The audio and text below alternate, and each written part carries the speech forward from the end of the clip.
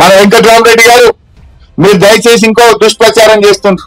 ఇవాళ ఇక్కడ పోటీ చేస్తున్న అభ్యర్థులు వెంకట్రామరెడ్డి ఇక్కడ వాడు కాదంటున్నారు. వెంకట్రామరెడ్డి గారు మొన్నటి ఎన్నికల్లో ఆయన ఇంట్లో ఉండే కుటుంబ సభ్యులు 38 ఓట్లు మైపాల్ రెడ్డికి వేసిండ్రు. ఆయన ఉండేదే పటాన్చెరు కాన్స్టిట్యున్సీలో జాయింట్ ఫ్యామిలీ ఆయనది. ఈ రోజుల్లో అసలు కలిసి ఉంటారే? మొత్తం 4 అన్నదమ్ములు, వాళ్ళ పిల్లలు, పెళ్లిళ్ళైన కోడళ్ళు, కొడుకులు ఒక్కింట్లో 30 అంటే అంత మంచిగా కలిసిమెలిసే మనస్తత్వం ఉన్నది. ఉండేది కూడా మా సోమిరెడ్డి దగ్గరనే తెల్లాపూర్ మున్సిపాలిటీనే ఉంటాడు.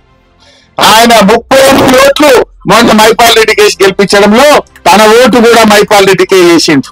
అక్షరంగా ఉండేది మన పటాన్చెరువులో, రేపు సేవ చేసేది మెదక్ పార్లమెంట్స్ నియోజకవర్గ ప్రజలకు. ఆయన సర్వీస్ లో సగం జీవితం 24 ఏళ్ళు నౌకరీ చేస్తే 12 ఏళ్ళు మన సంగారెడ్డిలో మన మెదక్ జిల్లాలనే చేసిండు.